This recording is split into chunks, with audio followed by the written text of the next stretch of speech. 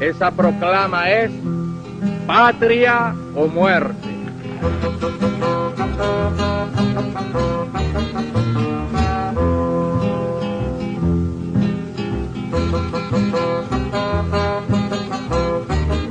Hablo en nombre de los enfermos que no tienen medicinas. Hablo en nombre de aquellos a los que se les ha negado el derecho a la vida. Qué vida más diferente la mía y la suya, señor presidente. Mientras yo vivo en un rancho que se cae de pobre siempre trabajando, usted es un terrateniente que vive en palacio rodeado de sirvientes. Qué vida más diferente la mía y la suya, señor presidente. Qué vida más diferente. Buenas noches, amigos y seguidores. Estamos en un nuevo capítulo, en una nueva emisión de Memoria y Resistencia. Como podrán ver, nuevamente estamos con el querido compañero Kevin y también con Gerardo. ¿Cómo están, compañeros? Chido. Bien, muchas gracias. Ok, un gusto tenerte por acá de nuevo, Kevin. Muchas gracias. Esperemos que esta plática sea fructífera, sobre todo para el público que nos va a ver. Gerardo, ¿nos puedes platicar un poquito de qué vamos a hablar hoy?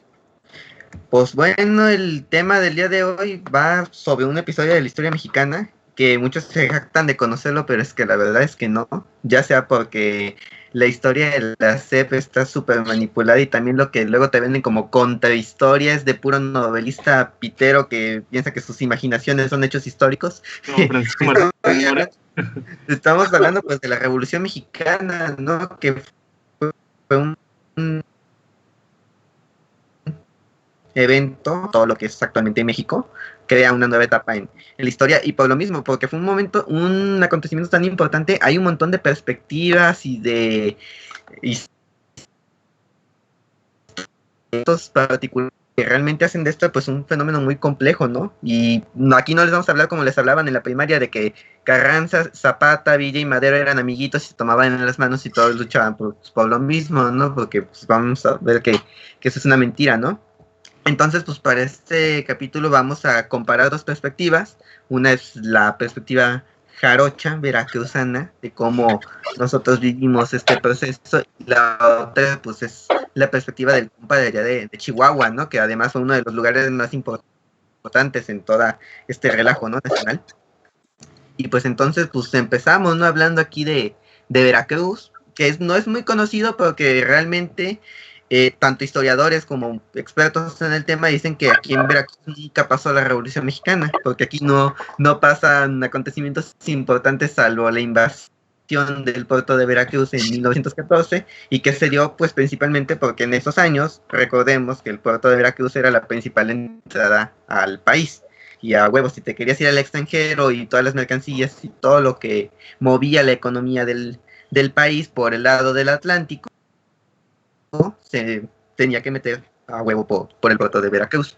Pero ¿qué pasa, no? ¿Por qué dicen que no hubo Revolución Mexicana? Pues porque no hubo aquí un gran caudillo, no hubo aquí grandes batallas, no hubo aquí un referente histórico, no tuvimos un Villa, un Zapata, un Madero, un Huerta, ¿no? Pero entonces, ¿qué pasó en Veracruz en esos años, no?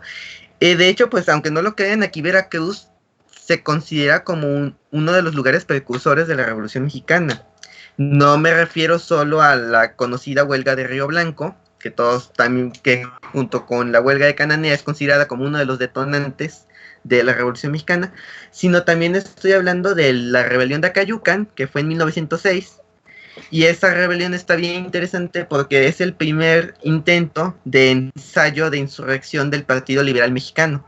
Entonces, ¿qué pasaba en Acayucan? Que en esa época había un movimiento campesino popular de todas estas comunidades indígenas y campesinas que eran despojadas por los terratenientes, por los grandes caciques de la tierra. Entonces, ¿qué pasa? Que el Partido Liberal Mexicano mandan a compañeros intelectuales con una formación académica y jurídica, y entonces mediante la vía legal se empiezan a mover para tratar de impedir el acaparamiento de tierras, ¿no? Por vías legales. poquitas en la época del Porfiriato, pero pues que existían y de cierta forma se podía apelar. Pero ¿qué pasó? Que como en todo el país ocurría, Porfirio Díaz ponía a sus agentes en puestos clave del poder, y esta cercanía con el poder hizo que todas las resoluciones jurídicas y todas esas victorias que obtuvieran por lo legal valieran para nada. Entonces el acaparamiento de tierra siguió al punto en el que el Partido Liberal Mexicano se planteó la posibilidad de iniciar una insurrección en el campo, porque además los campesinos ya estaban hasta la madre y ya estaban empezando a asaltar a las haciendas y generar revueltas y todo eso. Entonces, efectivamente, toda la zona que está alrededor de la ciudad de Acayucan se levantó en armas, hubo una gran movilización, quemaron haciendas y todo eso, pero pues obviamente el régimen porfirista estaba bien organizado, estaba mejor armado, entonces en cuestión de unas semanas aplacaron completamente la insurrección, y ahí quedó, ¿no? Y en el estado de Veracruz en general había habido otras revueltas en otros puntos del país. El otro punto del estado es la Huasteca veracruzana. Y en la Huasteca las broncas por la tierra son viejísimas. De hecho, hasta se puede comparar un poco con la cuestión de los yaquis en Sonora, ¿no? Porque es lo mismo, son de pueblos que son expulsados de sus tierras, son obligados a resguardarse en la sierra, y luego otra generación de caciques llega y los vuelve a expulsar de las mismas tierras, ¿no?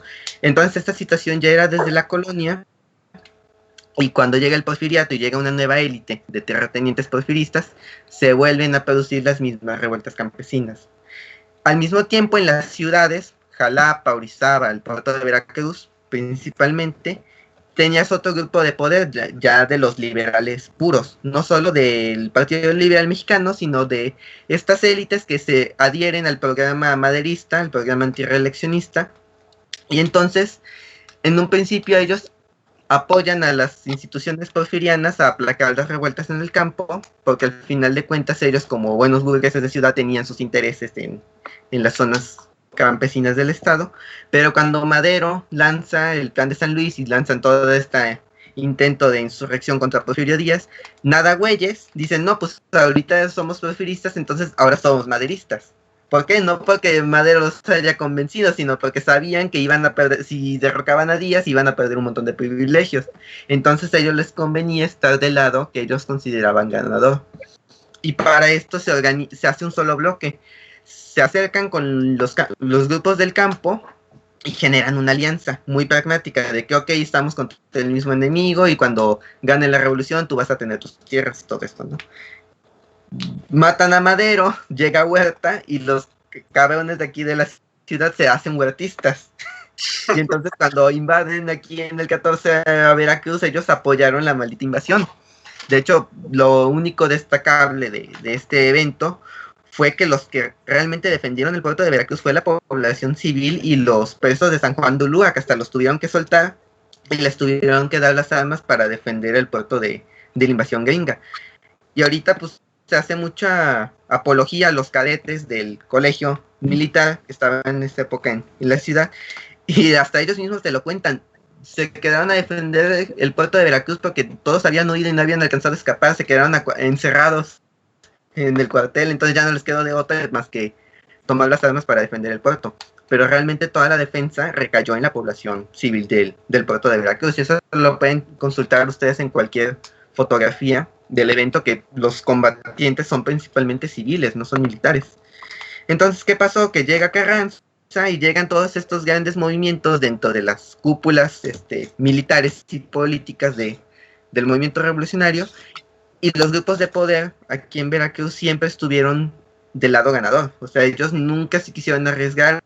Aquí estas polémicas entre zapatistas o carrancistas o obregonistas no tuvieron gran impacto, porque siempre hubo un sentido muy pragmático de construcción de alianzas.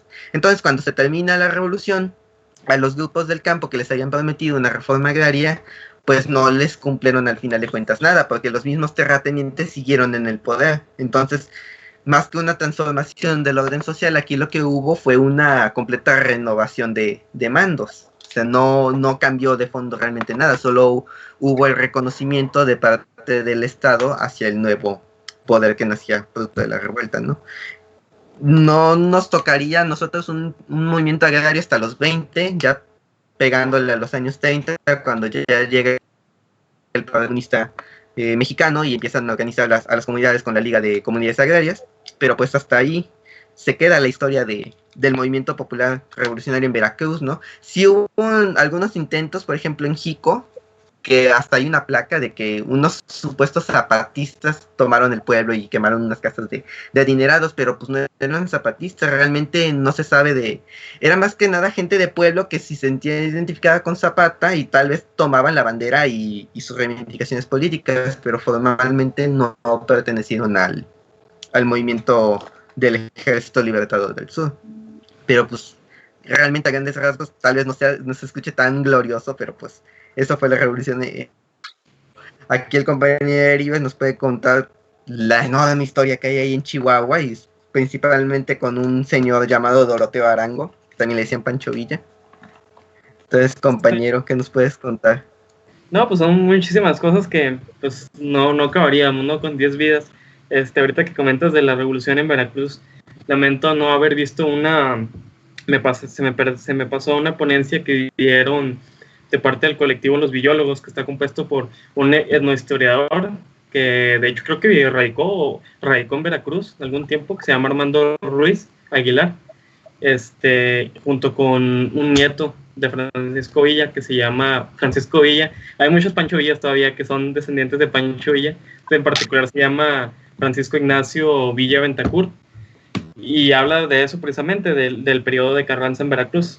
Tristemente no lo vi, debería de verlo porque pues es un periodo que regularmente está muy ensombrecido en la historiografía de la revolución. Pues hay dos tipos: los que se enfocan en el norte y los que no se enfocan en el norte. Y eso le digo porque soy del norte, si no me diría que en el sur.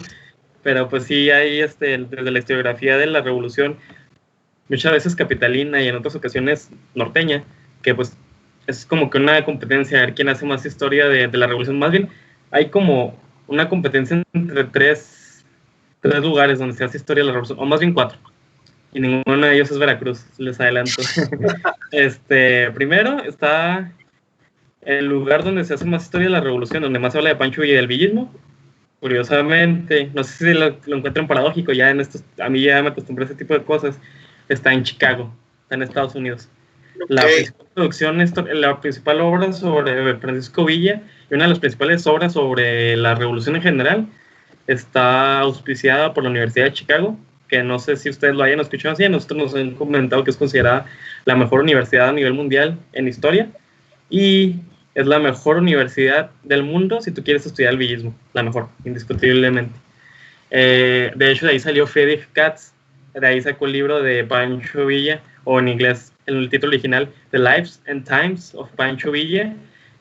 Yo encuentro muy importante parte del título, porque pues la obra, de hecho lo dice Paco Ignacio Taibo en su obra Pancho Villa, que una de las primeras cosas que dice es: ¿para qué diablos escribo este libro si existe el de Katz? Pero dice, el de Katz es una biografía del villismo más que del personaje. Sí es biográfico, pero mientras el de Paco Ignacio Taibo II es un poco más íntimo y hasta más mítico, el de Friedrich Katz pues es un análisis así como lo que yo les pretendía hacer, ¿no? Yo bien enamorado de Katz, yo siempre cuando me preguntan qué quiero hacer de grande les digo yo quiero ser un Katz. Pues Katz hace como un análisis así político, lo político, lo social y lo ideológico con lo militar se funden, son una sola cosa, porque pues en un movimiento social lo político, lo militar y lo social y lo ideológico pues son uno solo. De hecho lo dice Francisco Pineda en su obra de la irrupción zapatista. Uno no dice esta palabra, lo parafraseo, pero uno tiene que entender la revolución como un movimiento holístico, en un sentido en el que no se disocian, no es fácil dividir en lo militar, lo político, lo social, un evento revolucionario, porque pues otra cosa que decía mucho Jesús Vargas, que es otro historiador prominente de Chihuahua, que pues creo que lo dijo Felipe Ángeles, o no me acuerdo si son palabras suyas, pero la revolución no solo se trata de lo que pasa en las armas o con las armas, sino lo que pasa con las almas. Entonces, y también el otro día platicaba pues cuál era la diferencia entre una revolución y una guerra civil, y yo digo el contenido ideológico, y el contenido ideológico es muy emotivo, es muy pasional. Entonces hablando ya sentándonos en Pancho Villa, para entender el villismo, curiosamente, y lo muestra mucho Katz, primero tienes que entender algo que no tiene nada que ver con Villa. Villa es un duranguense que después se adapta a Chihuahua como su nueva patria. Es como Che Guevara, pero más lejos. Che Guevara es argentino, pero adopta su patria en Cuba, y Cuba lo adopta. Pancho Villa es lo mismo. Bueno, Doroteo Arango es el duranguense, Pancho Villa es chihuahuense, ¿me explico? Entonces, Doroteo Arango es el bandido, Pancho Villa es el revolucionario. Y bueno, entonces para hablar del villismo tenemos que tener dos orígenes, Doroteo Arango y Chihuahua. Chihuahua no es muy fácil entender la revolución. Una explicación fácil para decir por qué la revolución se da más en el norte. No, bueno, cualquier zapatista se enojaría con esta afirmación, pero pues me voy a dar el lujo, ya que no hay zapatistas aquí, ¿verdad? Si la revolución está ahí en el norte y se precipita tanto en el norte más que en el sur, en mi opinión y en la opinión de Chicago y de la Ciudad de México, y de casi todos los historiógrafos de la revolución en el norte, tiene que ver con el septentrión novohispano, tiene que ver con la manera en que se coloniza el norte. En el sur, ustedes ya cuentan con estas tradiciones milenarias de culturas que no son culturas, son civilizaciones prehispánicas. Ya hay una gran México Tenochtitlán, ya existe Uxmal, ya tienen grandes ciudades mayas, ciudades zapotecas, ciudades aztecas, un sinfín, de las cuales no disponemos en el norte. En el norte había como dos, o cuatro, estaban tres o cuatro, algo así. Están las 40 casas en madera, está Paquimé, ahí no, casas grandes, y están las casas de los indios pueblo, en Nuevo México, pero son muy pocas. Entonces, cuando llegan los españoles, pues la manera de convencerlos es que darles tierras, que se queden ahí, darles armas y que las defiendan de los apaches, que en realidad ellos se conocen a sí mismos en Des. Si ustedes encuentran un apache y le dicen apache, pues se va a ofender. El término apropiado es en Des, es como rarámuris y tarahumaras. Entonces, curiosamente, la mayoría de los revolucionarios son apacheros, o sea, gente que combatió a los endés. Y ahí hay ciertas rispideces, ¿no? Porque pues ahorita nosotros pues ya estamos reivindicando los endé y pues obviamente ahora sí ya no son casados, ya son tratados como personas dentro de lo que cabe. Pero la mayoría de los villistas pues vienen de esta tradición no de desprecio por los apaches, pero de una guerra sin cuartel, una donde los endés pues le cortaban el cuero cabelludo a los colonos, y los colonos hacían lo propio y les pagaban por cada cabellera. Entonces, mientras independiza México y en Chihuahua no hay jamás una conciencia de la independencia, Chihuahua se entera casi de que ya no dependen del virreinato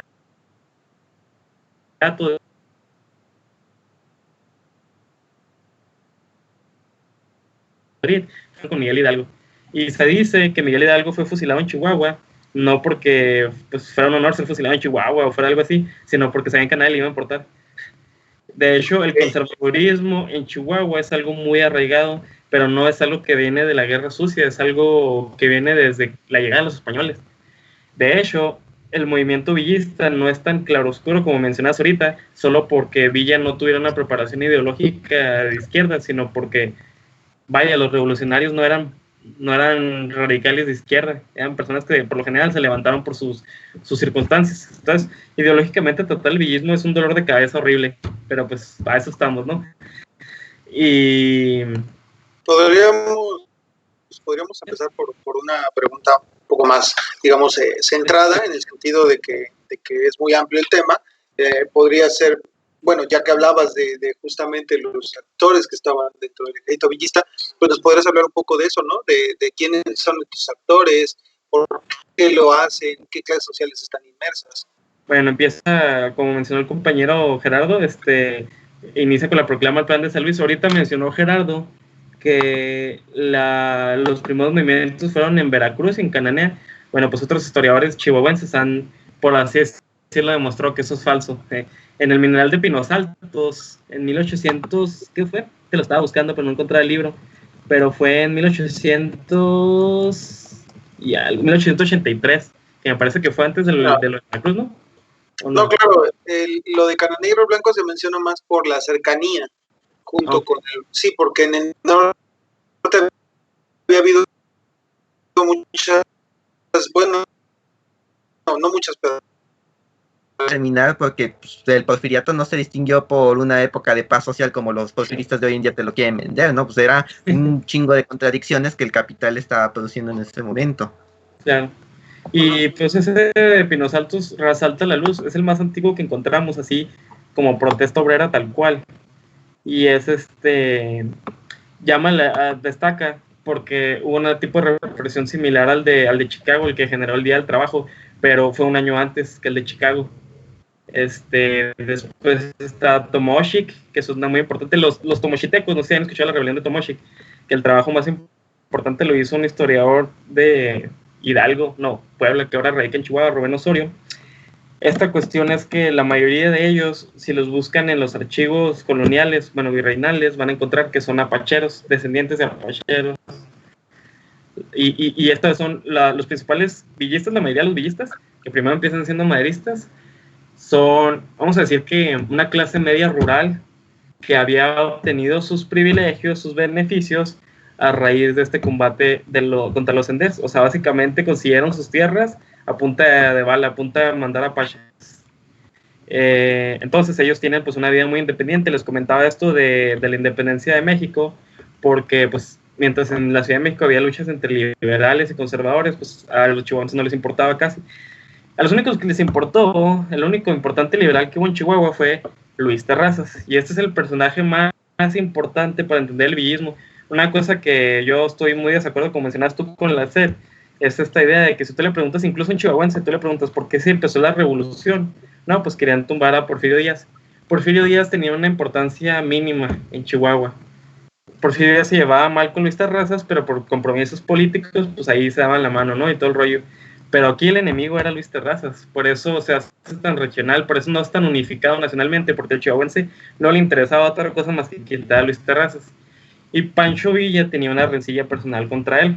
Cuando Doroteo Arango, que tuvo muchos nombres, entre ellos Arcadio Regalado, Antonio Flores, todo esto para ocultar su identidad, se va a Parral. Parral se vuelve su lugar favorito porque está cerca de Durango, pues donde estaba su corazón en ese entonces, que después se va a olvidar de Durango y se va a enamorar de Chihuahua, como debe ser. Pero en Parral, en Chihuahua, él no era conocido, porque tenemos que entender que los bandidos, o sea, ni siquiera el porfiriato tenía esta infraestructura para perseguir a los criminales, entre comillas, de una manera tan acérrima como hoy, ¿no? Y incluso ni hoy lo tienen, ¿verdad? El Chapo siempre se escapa, pero esa es otra historia. El caso es que en Chihuahua no era perseguido Pancho Villa, pero los que se enteran de quién es, de que es Doroteo Arango, son los Terrazas. Todos los Terrazas lo empiezan a perseguir. Pero Pancho Villa, en su multifaceta de personalidades, empieza pues era muy trabajador. Es una de las cosas que más destacan de Pancho Villa. Era sumamente trabajador y consigue trabajo lo que sea. Pues como que siempre empiezan estas historias, ¿no? Que muchas veces la derecha las quiere torcer. Y si no, una historia de éxito salió adelante con base en el trabajo.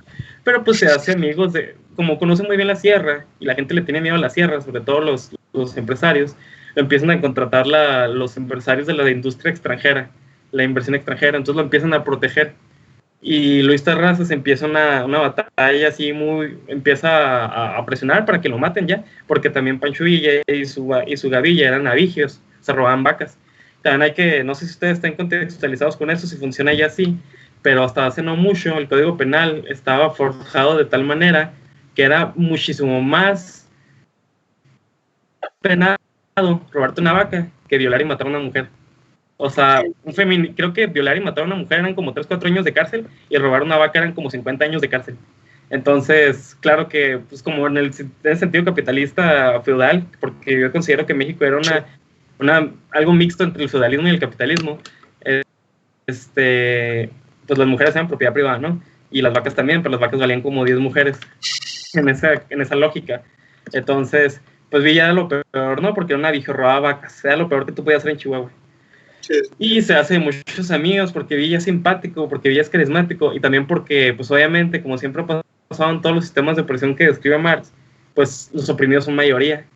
Entonces, ¿quién se va a ganar el encanto de las bases sociales, incluso de clase media y clase baja? Pues Villa, ¿no? Obviamente, Caudillo. aborrecido. Los que inician principalmente este movimiento no son como siempre solemos pensar, los de mero abajo. Aquí pasa un poco más como lo que escribe George Orwell, ¿no? En 1984, independientemente de cuál sea su opinión de esa obra, pues Orwell describe que casi siempre son los del medio los que inician los movimientos, usando a los de abajo como una imagen para desplazar a los de arriba. Y aquí sucede algo similar. Son algo así como el movimiento agricultor ahorita, donde son pues medio caciquillos, no tanto como en aquella entonces los terrazas y todo eso, pero no son campesinos desposeídos. Entonces los que inician la revolución en Chihuahua no son los campesinos desposeídos, son los que tenían tierras, pero con amortización de manos muertas y todo esto que empieza Juárez, que empieza a implementar Porfirio Díaz, pues los terratenientes, los caciques de la región, llámense los Miula, que eran de ascendencia alemana, llámense los Gameros de la Quinta Gameros, llámense Krill, llámense Terrazas, pues empiezan a comprarlas, porque los campesinos sacan sus papeles y dicen, aquí me la dio el rey de España, tal cual. Y luego le dicen, no, mijo, pues ya estamos en, la iglesia ya no vale, ya estamos en la época del capitalismo, ya aquí Porfirio Díaz dice, y Luis Terrazas, que esta es mi tierra, y te me mandas a la fregada. Entonces esos que tenían una vida muy independiente, que no eran muy ricos, pero vivían bien, pues son los que se empiezan a hacer amigos de Pancho Villa, y bueno, primero se hacen amigos de él, y Pancho Villa limpia su nombre con Francisco de Madero, cuando inicia el movimiento. Entonces lanza el plan de San Luis, se va a Texas, y como que se espera a ver quién responde. Pues responden estos clasemedieros campesinos. De 1910 a 1913 es un movimiento maderista. Todavía no podemos hablar de un movimiento propiamente villista. No sé si tengan alguna otra duda como para irnos más así enfocados. Sí, bueno, como mencionas al principio, se suscribe, bueno, se une al movimiento maderista. Incluso creo que hace un poquito más de trabajo para él del que haría Zapata, que digo, si bien no se suscribe como tal al maderismo, sí, pues contra Porfirio Díaz, pero creo que incluso el ejército villista le es un poco más útil a Madero, ¿no? Por el hecho de que se levanta cuando Madero empieza a no cumplir sus promesas, ¿no? Bueno, ¿Qué puedes decir ahí? ¿Cómo? Sí, ¿qué nos puede decir al respecto del papel durante el maderismo? Eso está muy complicado porque Villa nunca fue antimaderista, nunca, ni un día de su vida. Los que son antimaderistas son los orozquistas. Ahí de hecho ya te hablaron del Partido Liberal Mexicano, y cuando hablamos de precursores de la revolución está muy chido el anarquismo y todo eso, ¿no? Pero cuando empieza la revolución es cuando entran los fregazos, por decir, ahí yo puedo hablar mal de los magonistas por muchas horas. Bueno, pero si les vamos a tirar por no apoyar al burgués Madero, digo, tampoco como que creo que tenga mucho sentido. No. La cuestión en claro que Madero no cumplió todas sus... Bueno, ahí primero tenemos que decir que Madero en realidad cumplió menos de lo que la gente piensa. Ahí hubo una suerte de frenesí, un cierto... mucha electricidad en el aire, donde dice Madero, vamos a levantarnos, y primero la gente dice, pues, ¿quién es este chaparrito hacendado con voz chillona? ¿Qué va a saber de la opresión del pueblo? Pero luego lanza su llamado, y como empieza a ser perseguido, pues eso le da cierta legitimidad. Ya se ve que no es una fasada, que no es una charada, y la principal respuesta pues la obtiene Chihuahua, como mencionabas. La cuestión, lo que iba a decir ahorita con los anarquistas, es que, te digo, como precursores son muy interesantes, y están preparados ideológicamente mucho mejor que cualquier otro. Son mucha pluma, pero incluso hay otros de los que se hicieron villistas, que eran liberales, que eran magonistas, y hay una carta muy interesante, yo creo en 1908, 1905, algo así, de un tío de Candelario Cervantes. No sé si le suena este nombre, Candelario Cervantes. Candelario Cervantes fue el que planeó el ataque a Villa Columbus. Era uno de los principales dorados de Villa, y según los gringos, cuando les convenía, pues era el segundo al mando del villismo. Entonces el tío de Candelario Cervantes le manda una carta a Ricardo Flores Magón, la cual al parecer nunca responde, y es más extensa, ¿verdad? Pero básicamente dice que hubo cuando empezó la revolución.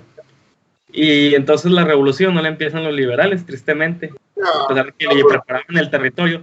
Es muy chistoso porque la termina empezando un burgués. Y yo pienso que ahí empieza la tragedia de la Revolución Mexicana. Pero aquí tenemos que entender, la fidelidad de Villa a Madero no es una cuestión ideológica, es una cuestión más bien sentimental, personal.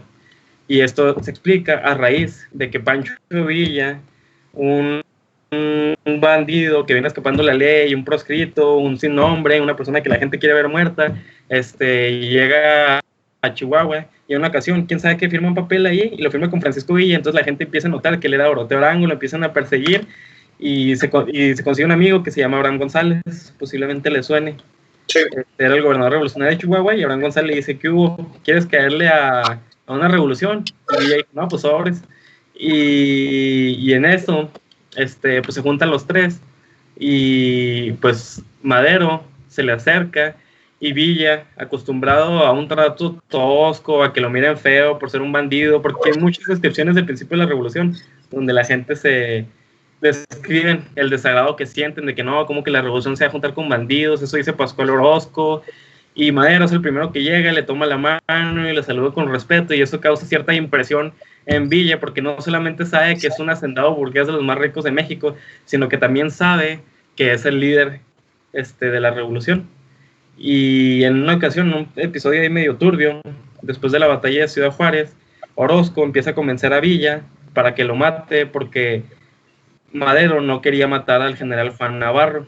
El general Juan Navarro era el principal general porfirista, pues un hombre muy cruel, como casi todos los soldados, los generales porfiristas, y pues la gente pues está sedienta de su sangre, quieren matar al opresor, quieren desquistarse. Y Madero dice: no, pues como es como es burgués, pues, y tiene esta visión así como pues más fachoncita de los ricos, no, pobrecitos. Y dice: no lo van a fusilar. Y Orozco dice: no, pues sí. Y le dice: tú, Panchito, tú ve y mátalo. Y el Pancho dice: no, pues sí, está muy frágil, muy, ¿cómo se dice? Blando, líder. Y al final, lo convence de que no, lo disuade Madero. Y desde ahí empiezan las rencillas entre Pascual Orozco y Francisco de Madero. Y Madero fácilmente le perdona la vida a Villa y se expliquen ahí, se dan un abrazo acá y todo. Y como que Villa, según lo que describen las fuentes, pues tiene una realización de que, pues de fidelidad a este sujeto. Y entonces de ahí nace esta amistad. Algo importante que recordar es que Villa siempre es fiel a Madero, pero Madero no siempre es fiel a Villa. Y es cierto eso que dicen que Villa se puso a chillar cuando Madero se murió, no, sí, hay fotografías, eso los puedes hasta googlear. Pancho Villa llorando y está ahí junto al ataúd. Yo en lo personal pienso que pues no debió haber sido tan así, porque si bien Madero pues en persona lo trató calurosamente y todo esto, Villa pasa un año en prisión por culpa de Madero, en Santiago Tlatelolco, me parece. Y hay una de las cartas más lastimeras, uno de los puntos donde uno sí hasta lástima siente por el Centauro del Norte, es cuando le están mandando cartas bien emotivas hacia Madero por un año: por favor, yo le serví la revolución, siempre le fui fiel, por favor, libérame. Y hasta el mismo Katz dice: no, Madero no lo quería liberar, ni le importó. Y de hecho le dice: bueno, está bien, no me libere, pero exílieme allá a España, aunque sea. Y Madero le dice: no, pues igual y sí. Pero nunca le contesta y luego lo matan. Pero Villa se tiene que escapar. Y es hasta que matan a Madero que vuelve. Y vuelve a vengarlo. O sea, la fe de Villa por Madero fue algo un poco ciego. No, le hubiéramos dicho, amiga, date cuenta, ¿no? Ándale, exactamente, eso no se lo ha dicho Villa. Y de hecho Zapata lo señalaba, porque como te digo, o sea, el caso de Zapata, por ejemplo, es más como de, ok, vamos contra el mismo, pero nada más no me das mis tierras y yo no necesito nada de ti, Madero, ¿no? Y cuando de hecho, por ahí también he leído un poquito sobre el encuentro entre ellos dos, era eso, ¿no? Que le sorprendía que fuera tan emotivo primero cuando se murió Madero, y luego porque pues Villa, un hombre rudo del norte, y creo que no comía chile, yo creo que hay una concepción muy errada de Pancho Villa como un hombre macho. Yo creo que, bueno, no soy psicólogo, he leído un poco de psicología, pero la manera en que lo describen, pues es un hombre, yo diría, sanguíneo colérico, según esas teorías, pues, chafitas y viejas de la psicología, pero pues que aplican, ¿no? Palomera, más que nada. Y Pancho Villa era una persona, pues, muy sanguínea y era muy emotiva. Pancho Villa era muy llorón, para empezar. Bueno, a muchos les molesta, ¿no? Sobre todo a la familia que digan eso. Pero hay No, no tiene nada de malo, ¿no? Pues, ¿qué? Sí, lloraba, o sea, era muy emotivo, era muy alegre,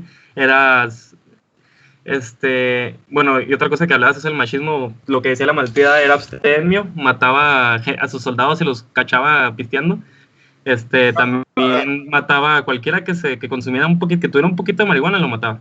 De hecho, él fue de los pioneros en prohibir las drogas en Chihuahua. Y sí, en su hacienda hubo casos en los que fusiló a gente por pistear y por echarse un gallo.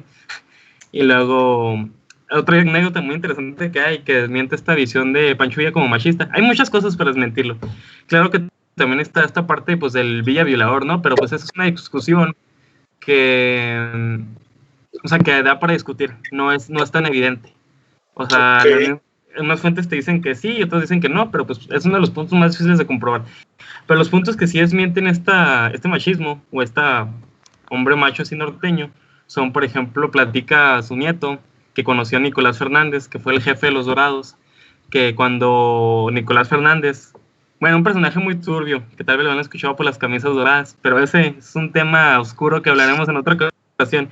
Pero cuando todavía no era fascista, cuando todavía era el jefe de los Dorados, platica que cuando le querían dar una noticia negativa, pésima a Villa, lo que hacían era llevarle muchos niños para que se contentara. Y luego, ya que estaba bien feliz, bien acá, bien alegre, bien jovial, pues ya le echaban la noticia.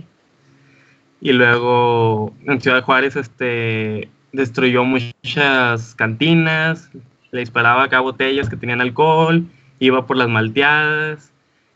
De hecho, se le molestaba que Zapata lo consideraba un borracho. No tan así, ¿verdad? Pero decía, este vato como pistea. De hecho, hay una anécdota donde Zapata dice que Zapata lo obliga a tomar coñac, pero que él no quería.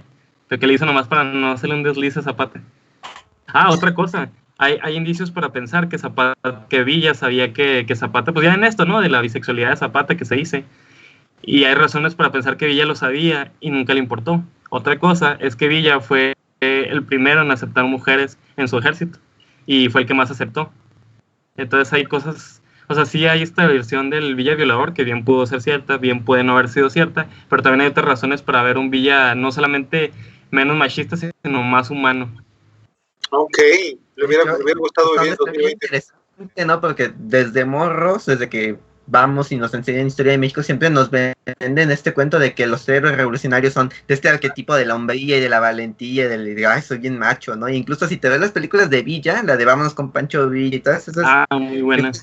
Cómo están chidas en algunos segmentos, pero también cómo se gira alrededor de la construcción de este hombre macho, de este hombre fornido, igual las de Zapata, ¿no? Y ahorita el compañero Uribe lo comenta bien, que este asunto polémico para los historiadores, que es también de lo de la supuesta bisexualidad de Zapata, ¿no? Que aunque lo hubiera sido, no le quita la obra histórica, no le importó. Es normal, a nadie le importa. De hecho, le suma, o sea, le suma un chingo. Lo hace más izquierdoso, pienso yo. De hecho, allá de referentes históricos con los que la banda de hoy en día se puede identificar, ¿no? Eso es lo más importante, ¿no? Que al final de cuentas no ver a los personajes históricos como Superman o Iron Man, sino pues que son seres humanos que también tenían sus sentimientos, sus miedos y todo eso, ¿no? Lo que se me hace muy chido es que yo vi ahí en Facebook la familia pues de estos burgueses, ¿no? De los Rusek y los Gameros y los Terrazas, y estaban criticando a Pancho Villa porque Villa lo quiere fusilar Huerta y se pone a llorar y se pone a implorar por su vida. Y pues uno lo lee como historiador y dice, pues, no, pues sí, ¿verdad? O sea, te van a fusilar y pues la neta sí, pues sí te cagas, ¿no? La neta yo sí, pero ellos están así como que, no, pues no, que muy chingón y que la chingada y te pones a chingar la fregada. Y pues no, o sea, Villa en los momentos, o sea, ganaba una batalla y se ponía a llorar y pues era lo más normal y nadie le decía nada por ponerse a llorar, o sea, es humanización de los personajes históricos que tenemos, la historia de bronce que tanto daño nos hace. Aparte, ¿quién lo va a criticar? Uno que llora porque ganó el Barcelona, o sea, no, o sea, ¿cuál es su problema? ¿Jerry, ibas a decir algo? No. Ok, bueno, muy interesante, nos va a dar para mucho más el hablar de esto. Podríamos incluso tal vez escoger algunos temas, ¿no? Así como de las cosas, los mitos, pues, que construyen sobre estos actores, ¿no?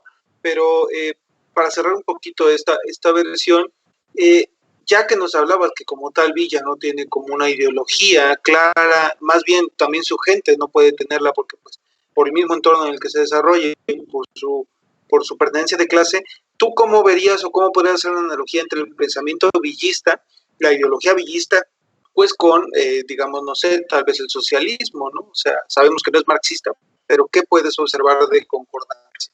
Yo escribí un texto que me mandó la fregada en la editorial, no sé si lo publicó, qué fregados, pero pues ahí lo mandé, ahí lo tengo escrito, y se llama El villismo y el socialismo. No me acuerdo cuál era el subtítulo, era algo así como que, no sé, encuentros y desencuentros y relaciones ríspidas, algo así. Pero el caso es que el villismo es un proyecto, ni siquiera de nación, regional, que no lo puedes encasillar en ningún otro movimiento, pero sí lo puedes hermanar. Sí puedes encontrar puntos de encuentro.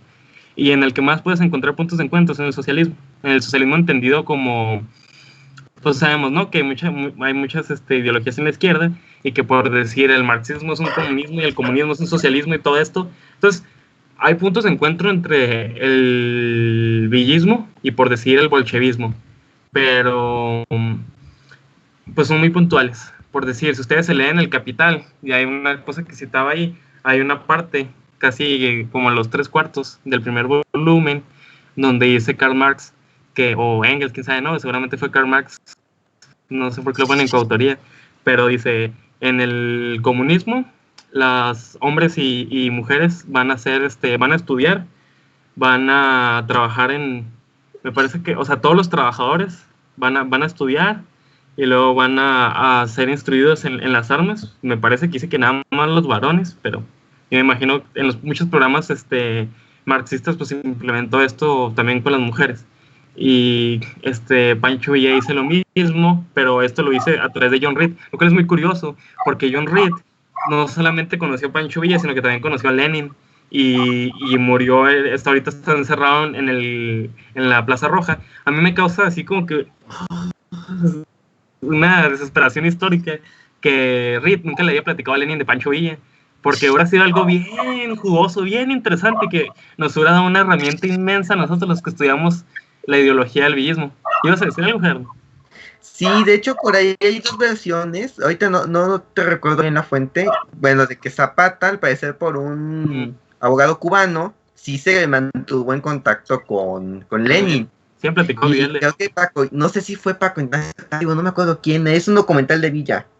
Cuando hace Canutillo, alguien le comenta, no, pues es que esta gente se comporta como socialista y ni siquiera lo es, ¿no? Ni siquiera sabe lo que es el socialismo, ¿no? Pero que al parecer también Villa le estaba coqueteando por cartas a Lenin, ¿no? Tenía esa intención de establecer contacto. Y aquí hay algo bien chido, porque bueno, yo hablando en relación del zapatismo, ¿no? Que el zapatismo, si bien no nace como un movimiento liberal, nace como un movimiento campesino que retoma estas demandas ancestrales de las comunidades indígenas de Morelos, de la tierra comunal y la propiedad colectiva y todo esto, pero que de cierta forma encuentra nicho en el programa anarcosindicalista del PLM, y esa es su base ideológica, y de hecho hasta de aquí, desde esta base te explicas hechos como por ejemplo de que Zapata no quería la toma del poder, Zapata únicamente quería que les dieran las tierras y ya después ellos ya verían lo que hacían con ellas, ¿no? Y él siempre lo dijo, nosotros vamos a derrocar a Madero si no nos da las tierras y de ahí nos vale gorro quien tome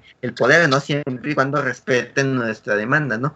Pero en el zapatismo ves una evolución progresiva del pensamiento político y de la acción militar, ¿no? Entonces lo que empieza con una rebelión campesina de carácter regional va evolucionando a una cuestión ya a carácter nacional, cuando se mete a Guerrero, cuando se mete a Puebla y ve que las condiciones siguen iguales que en Morelos, y dice, bueno, no apelamos al poder, estamos en contra de toda autoridad porque ninguna autoridad nos va a responder, ¿no? Pero llega la Revolución Rusa y en esta carta que le hace Zapata a Lenin, o que se le quería mandar a Lenin, dices que nosotros estamos admirando que allá en Rusia también hay campesinos que se levantaron por lo mismo que nosotros, pero ellos sí tomaron el poder.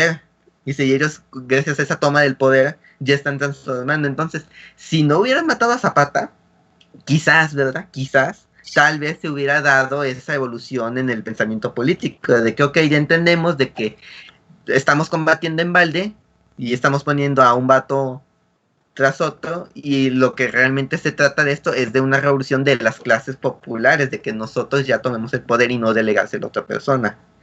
Y en ese sentido yo creo que también Villa, igual si hubiera conocido más la plataforma ideológica con esa base, quizás el proyecto hubiera dado un giro de 180 grados, pero pues bueno, es pura especulación. Lo que digo, a mí también me dan esos retorcijones así en los intestinos de ¿por qué no pasó esto? Pero pues bueno, hay una máxima ahí en la historia que dice, por ejemplo, Alfo Gili, que es un trotskista, ¿verdad? Yo sé qué piensan ustedes de los trotskistas, pero bueno, es marxista también, un caso ahí complicado, pero dice que pues las especulaciones están más allá del oficio de historiar, pero también como humanos es inevitable no preguntarnos estas cosas. Y ahí está otra cosa que sale a la luz, de qué hubiera pasado si Felipe Ángeles, el único revolucionario, bueno, no sé los del sur ya, no sé si Zapata leyó Marx, pero hasta donde yo sé, Felipe Ángeles fue el único que leyó Marx, y también leyó otro que se llama Karl Kautsky, que tal vez no les guste porque es socialdemócrata, pero leyó Marx, y de hecho estas son las principales, se dice que las ideas bolcheviques de Pancho Villa venían de Felipe Ángeles, como algo que ya habían comentado ahorita, y se preguntan por qué uno se piensa, pues ¿por qué no? Pues si Pancho Villa no quería ser el presidente, que no quería hacerlo, porque tenía un complejo de inferioridad por su falta de educación, que más que por falta de capacidad era un complejo de inferioridad, porque Felipe Ángeles tiene un racismo interiorizado, porque él se siente complejado por ser indígena o de ascendencia indígena, y desde los ojos actuales, tal vez un poco anacronistas, es un racismo interiorizado. Por otra parte, Villa tiene un clasismo interiorizado, se siente menos por haber nacido como campesino, y el hecho de que le recuerden a cada rato que era bandolero, pues no ayuda mucho. Y entonces, el que no quiso que Felipe Ángeles fuera presidente, pues adivinen quién fue. Villa. Adivinen quién dijo, Felipe Ángeles no va a ser presidente. No, pues no Zapata. sé. ¿Zapata? Zapata no quería a Felipe Ángeles como presidente. Ustedes saquen sus conclusiones. Yo ahorita les busco las fuentes, se las consigo y se las enseño. Pero pues quería Eulalio, el problema no fue quién. Eulalio Gutiérrez tampoco era tan malo, el pedo era, pues oye, lo dejas ahí solo y Carranza entra como por... No, se lo comieron vivo. Sí, no, era ese pensamiento regional el que le dio la madre del proyecto. No, y Felipe Ángeles tampoco quería ser presidente, de hecho. El que lo quería poner ahí era Villa y otros. Felipe Ángeles era muy soñado, era un personaje muy original, porque en un país en México, que es una nación muy colérica, muy visceral, sí será de armas tomar, pero pues vaya, la Revolución Mexicana puede ser que por la geografía, pero pues fue la única revolución social del siglo XX, la primera, pero la única en no ser socialista. Y Ángel es un personaje muy atípico porque hasta en el Ejército Federal pues casi todos eran de las armas y ascender y todo esto del poder. Y en el campo pues también eran de reivindicación, era más una lucha de reivindicación que de construcción o de reconstrucción. Entonces Felipe Ángel está más interesado en cosas como la verdad. No sé si estén enterados, era un físico, era matemático, era espiritista, era un chingo de cosas. O sea, era un tipo que nació en la clase media, que se ganó por sus dotes matemáticos y en la física una beca, se hizo general, estudió en Europa, en Francia, porque lo mandaron, con todos los estudios pagados, porque fue considerado el mejor alumno del colegio militar, lo que ahorita es el Castillo de Chapultepec, y hizo una de las primeras revistas científicas de balística y de física, matemáticas, era espiritista también, y fue director del colegio militar y fue maestro. Entonces Felipe Ángel estaba como que dice Katz que es el único verdadero intelectual, el único verdadero ideólogo, porque Felipe Ángel estaba más interesado en sus análisis personales, sociológicos, en encontrar cuál era el mejor sistema de gobierno que llegar al poder. O sea, que estaba haciendo su tesis mientras había una puta revolución social. De hecho, no sé si han visto, hay 2 obras que hablan sobre el juicio que le hacen los carrancistas a Felipe Ángeles, y se avienta uno de los discursos socialistas más bellos de la historia de la humanidad, se los juro. No tiene nada que envidiarle al de Salvador Allende, ni a ninguno del Che, ni a ninguno de Fidel Castro, y era explícitamente socialista, y me parece que hasta cita Marx. Entonces, Ángeles es que es un más intelectual que militar, es buenísimo militar, pero como dices tú, está haciendo su tesis. Entonces, en un mundo así de la revolución de México de principios del siglo XX, un intelectual así tan entregado es muy raro, y más si es de armas tomar. O sea, se adelantó a su tiempo. Sí, Es que sí, esa o es sea, una el cuestión todavía hoy... que tienes a la burguesía, tienes a Madero, tienes a Carranza de clase, ¿no? Porque ellos no olvidaban que eran hacendados y que eran empresarios y que eran gente con poder económico, con sus intereses. El pedo es con Villa y Zapata y las rebeliones pequeñas campesinas del país, que si bien hay un carácter popular, no hay en términos ortodoxos una organización de clase como tal, no hay una conciencia de No es socialismo, solo hay una conciencia internacional. Y ahí fue la bronca, porque no, como no hay conciencia de clase, no hay organización y no hay un proyecto conjunto. Entonces, aunque tengas un intelectual genial, si no tienes esa base organizativa, pues no puedes hacer absolutamente nada, ¿no? O sea, qué chido, porque yo no conocía esta historia de Felipe Ángeles, pero pues por lo que me cuentas me estoy dando cuenta que era un cuate que estaba muy adelantado a su tiempo, porque si este cuate hubiera surgido cuando llega el PCM, por ejemplo, y tienes aquí a Úrsulo Galván, a José Gardel y todos estos agrevistas que no alcanzaron a hacerlo, pero sí tenían también esta idea de que sabían que tarde o temprano se tenían que entrar a trancazos con el Estado mexicano. Si esta gente hubiera aparecido tiempo después, yo creo que se hubiera generado otro tipo de movimiento. Pero yo creo que más bien también tendríamos que ver en Felipe Ángeles, en el sentido en el que señala el compañero, será también los peligros de solamente tener la teoría. O sea, porque, por ejemplo, digo, obviamente son situaciones muy diferentes, ¿no? La Rusia zarista, que aún así está en Europa y aún así hay más intelectuales, hay más intercambio, ¿no? Si el marxismo llega a México hasta los 30, porque lo que antes llegó fue el anarquismo, tampoco le podemos pedir peras al olmo. Lo que sí es que, por ejemplo, Lenin y Gramsci son intelectuales que se basan en la praxis, no es ser el intelectual y construir las teorías, sino ponerlas en práctica, ¿no? Y Ángeles, pues también esa es la cuestión, ¿no? Digo, también habría que ver qué posibilidades tendría. El hubiera no existe y México, lo cierto es que nunca ha sido socialista y bueno. Y si el hubiera no existe, donde menos existe es en la historia, al menos en la historia profesional, académica. Sí, no, las situaciones se dan y punto. Y tampoco podemos ver de buenas o malas decisiones, ¿no? A fin de cuentas, el punto está claro. Carranza era el único en su momento de los principales líderes que tenía un proyecto de nación, una idea hacia dónde ir. Y la disposición de tomar el poder, porque ni Ángeles, ni Villa, ni Zapata querían el poder. Exacto. Y esos eran los candidatos más fuertes. Exacto, y teniendo un pensamiento regional, Villa se sentía fuera del lugar, fuera del norte. Zapata no quería el poder, quería regresar a sus tierras, ¿no? Entonces, es el único que tenía un proyecto y termina ganando. O sea, bien decían que una táctica y una estrategia más bien es incorrecta si no triunfa, punto. Y lo cierto es que la suya triunfó hasta cierto punto, hasta que lo mataron sus propios cuates, pero digamos, pasó lo que tenía que pasar, ¿no? Las condiciones estaban dadas para que sucediera y se dio, ¿no? Pero bueno, creo que este tema da para mucho, creo que vamos a tener que hacer otra sección. Yo creo que por ahí cerrando nada más un comentario final ahí, ¿no? De la ideología. Unos 5 minutitos de puntos acá finales. Es que las relaciones entre los toques, los coqueteos, los roces entre el socialismo y el villismo es una cosa sumamente apasionante, pero lo voy a reducir en pequeños puntos.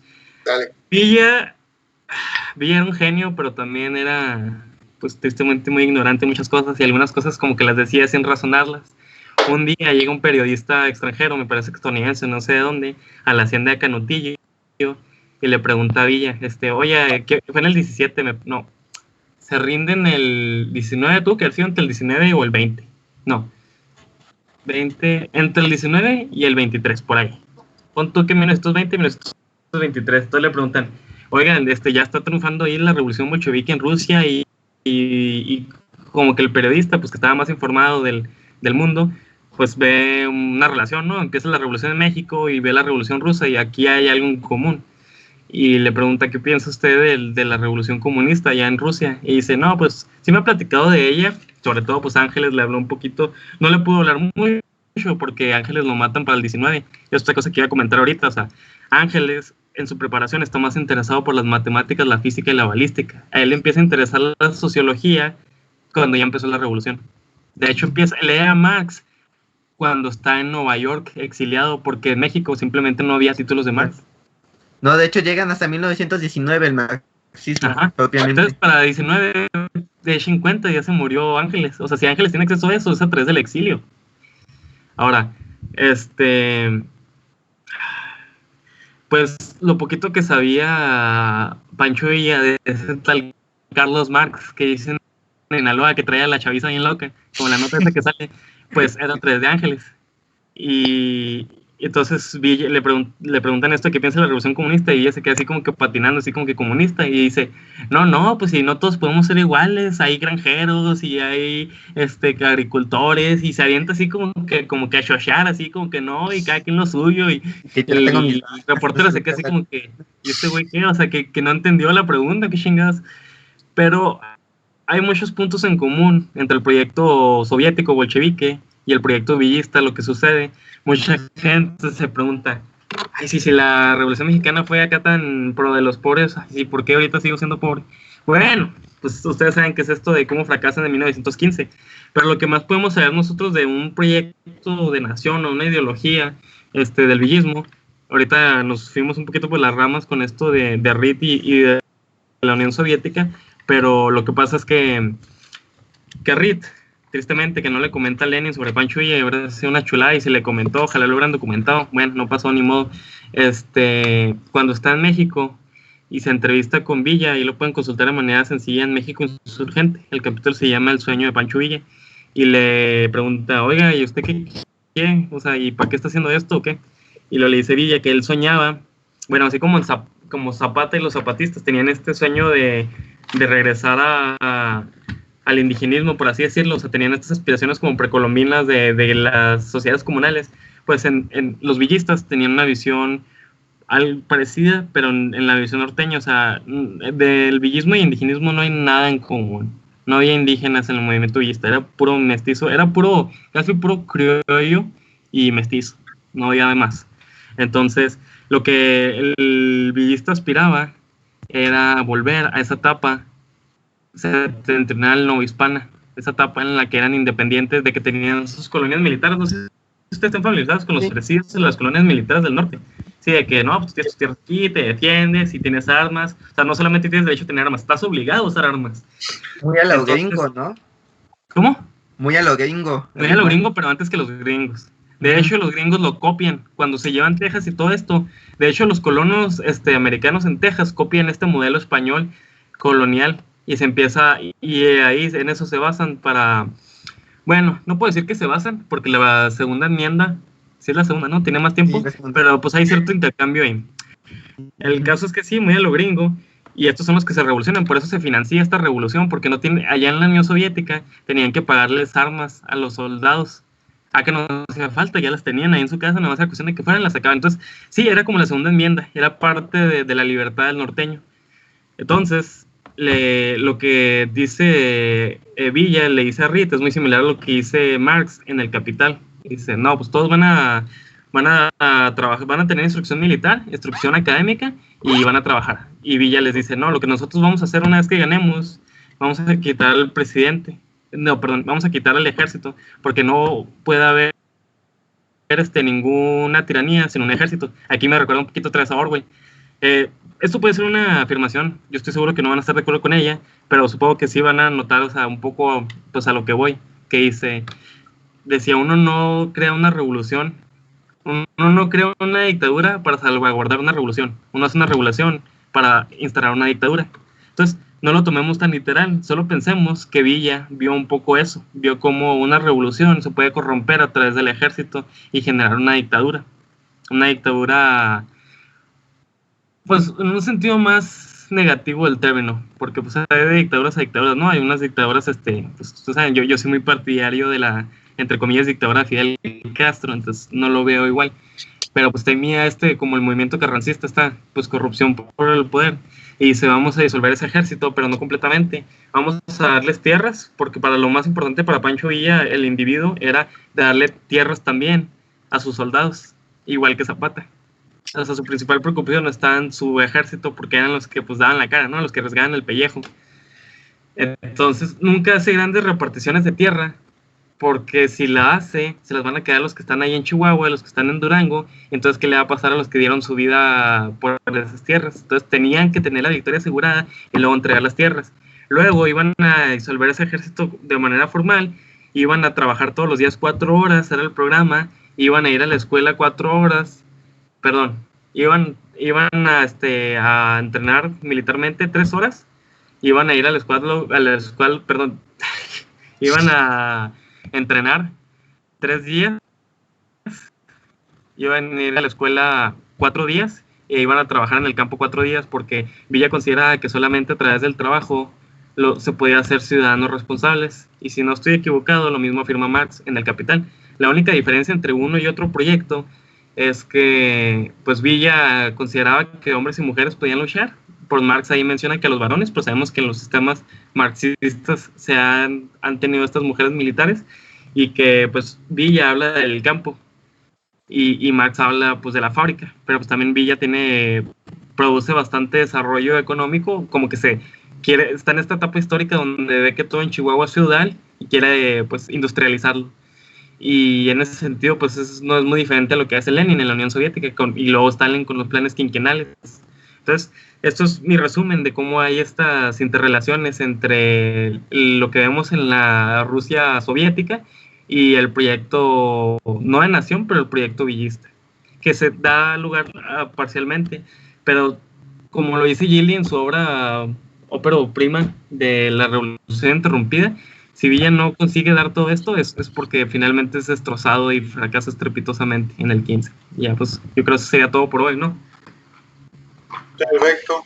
Sí, no, bueno, este tema va a dar para mucho y tal vez por ahí les traigamos ahí una sección más constante sobre la revolución en México, para ir analizando un poquito más todos estos aspectos que, como podrán ver, va a ser demasiado extenso, pero por esta ocasión lo dejaríamos ahí y pues nos vemos la próxima vez. Muchas gracias, Kevin, muchas gracias, Jerry. Gracias por el espacio.